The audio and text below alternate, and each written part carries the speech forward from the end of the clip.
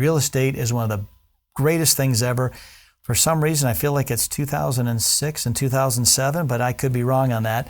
But what happens with real estate, we have different intents what goes on. Most people have a personal residence that they live in, and that's great. We can deduct the mortgage interest. We can usually deduct some property taxes up to a certain amount. And that's about all we can do on a home that we live in. But people want to go into the real estate world, and there's different opportunities that are available. And one of those opportunities are, am I buying a rental property? And a rental property can be commercial or individual or residential. There's a certain set of rules for each of those, and that means it's 100% business. There's another piece of real estate that says I'm going to buy and fix up and flip my investments. Those could be, from a commercial building or a residential building. That's a whole separate bucket to talk about. And then we have what's called a second home. Everybody can have a second home. You can deduct your mortgage interest on that. Generally, if the two loans between the personal residence and your second home, that debt's less than $750,000, we can deduct that mortgage interest. And that's using it personally. However, the big thing that's happening is people are they're doing this thing where it's a vacation home, where it's kind of business, it's kind of personal. They're doing VRBOs, they're doing these types of things where it's short-term rentals. That changes the whole dynamic, because if you use it business only, it's really clear-cut what you can do. If you use it personally, it's real clear-cut what you can do. When you commingle it, it's called a vacation home. And what has to happen with that is you still track all your income and expenses for that, but you also have to track your business and personal use of that. And then there's a complex algorithm and a ratio that you use to try to determine how we deduct those things. But when people want to go buy real estate, we really have to try to pin them down to decide what is the intent for this property. Is it commercial? Is it business, all rental? Is it a flip? Is it a personal use? Is it a investment use with mixed use? We just need to know what that is so we can get you the best result, to set you up in the right entity type, the right intent, to make sure that you think you can deduct something, but you really can't. When people buy a rental property, one of the cool deductions that we can take on a rental property is this thing called depreciation. Depreciation is basically the cost of that property, not the land, but the building, the tangible piece, is deductible over a certain amount of time. So if you buy a property that's a $390,000 property, you get to deduct the depreciation on a commercial property, 1/39th of that per year.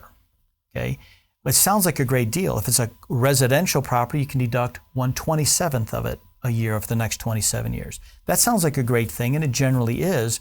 But on your facts and circumstances of if you're a real estate professional or not, sometimes that depreciation is not deductible in the current year. It's accumulated, and then you take that, it goes in a bucket, and you can't deduct it today, but you can deduct it when you sell the property. The challenge is you're really just renting that depreciation. You get to deduct it each year for the next X years, but when you sell the property, you got to do this thing called recapture. You now have to pay tax on the depreciation that you took in prior years.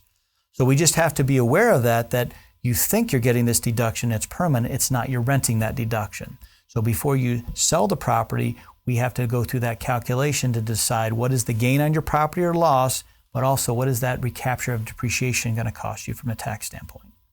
On a rental property, again, when we are talking about it's a business, it just happens to be a rental property business. We can deduct everything that's the intent, ordinary, necessary, and reasonable.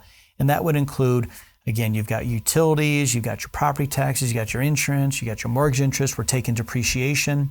Sometimes you have a lot of repairs and maintenance, but people love to remodel and rehab their properties. Well, when you rehab and remodel a property, sometimes those expenses are deductible in the current year, and sometimes they have to be capitalized, which is a fancy term for saying that it's part of the property and we can't expense it today, we have to take it over that 27 or 39 years.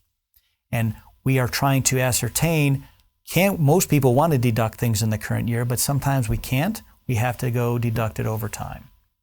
Sometimes when you have a rental property, one of the choices you have when you want to dispose of that rental property, you can either sell it and pay the tax on the gain at that time or recognize the loss. Sometimes they have this little provision in the tax code that's called a like-kind exchange. And what it basically says is I can take this property over here, and if I get a qualifying intermediary, I can trade it for another property over there. And we look at it like a coffee cup.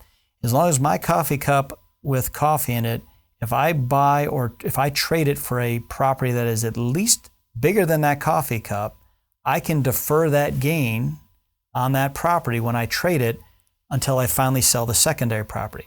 The second I trade for a property that's lower than that coffee cup, that difference I have to pay tax on today. It's a great strategy to defer paying taxes by doing a like-kind exchange. It gets a little complex. You got to have all these different pieces in place, but it is a great strategy for people that are trying to grow their real estate portfolio.